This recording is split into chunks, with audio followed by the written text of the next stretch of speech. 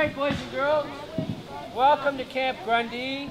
When we were given instructions by the community and by the elders who we consulted about our services way back in the 80s, one of the key messages from them was to get these kids in the city, these Toronto kids who live in basements, who live in high-rises, get them in touch with the land, get them in touch with the mother. So it was so fundamental that we start a camp like this, and this camp has been going now for a number of years. It's a camp that is grown, it's in its own way prospered in almost everything but its income. It's a treasure now and a legacy for the Aboriginal community of Toronto. It's not just about culture, although it's hard to know where one thing starts and the other stops. It's about what we know social, recreational, and outdoor programs do for children.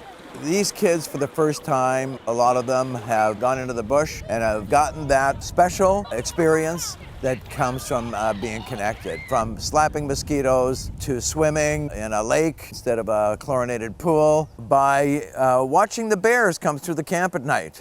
Everything here is a teaching.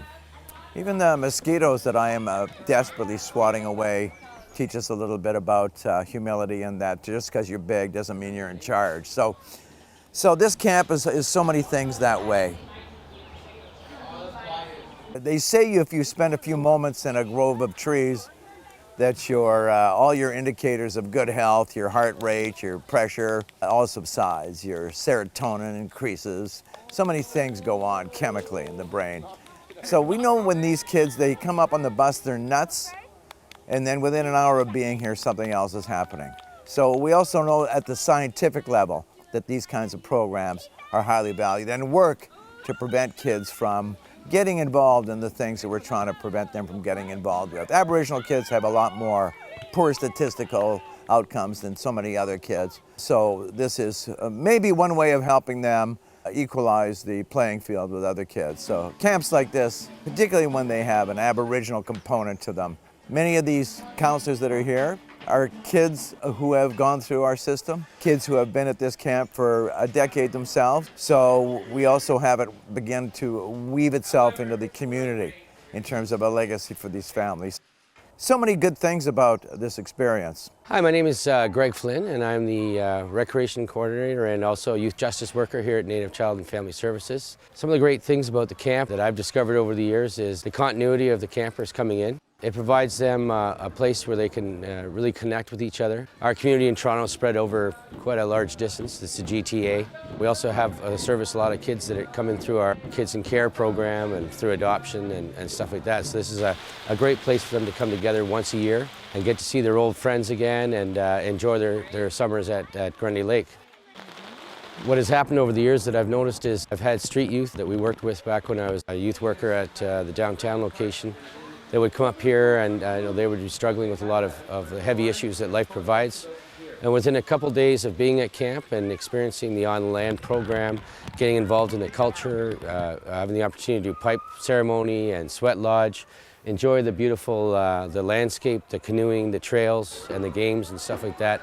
It's like they were reborn again in many ways. They rediscovered themselves as pure individuals that they really are. And every week here we have elders that come in through the morning circles, which we have traditional teachings in the morning, touching a lot of different topics. In the evening we do the drumming and the singing and then storytelling underneath the stars and beside the fire. We've had elders that have been coming here for over 20 years. And some elders stayed the whole week for 5-6 years in a row. Okay, so another really cool feature that we have at the camp is unlike other camps, we don't sleep in cabins or tents. What we do use is traditional plains teepees here.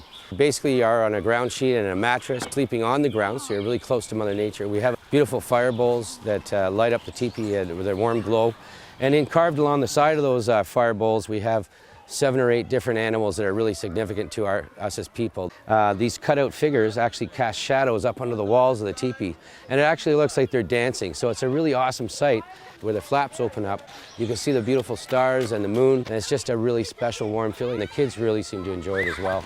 Get away from the van! Hello, my name is Melanie Stevens. I've been coming to Camp Grundy for 3 years. This year I chose to volunteer. It's really a great camp because it teaches us about our culture and teachings we can use in the future.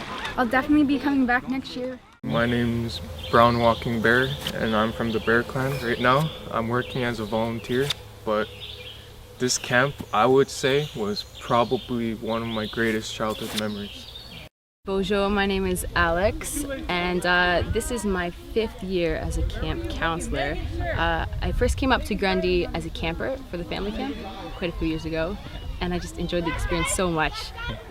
When I heard that I had the opportunity to apply to be a counselor, I had to go for it. I think it's very important for kids to come here because when they're in their community, a lot of them don't get the chance to experience this outdoors and to really connect with nature and to connect with their culture. A lot of them are, inner city. So it's really good for them to be out here and to understand the beauty of the earth that we have. My name is Kayla. What do you enjoy about coming to Camp Grundy?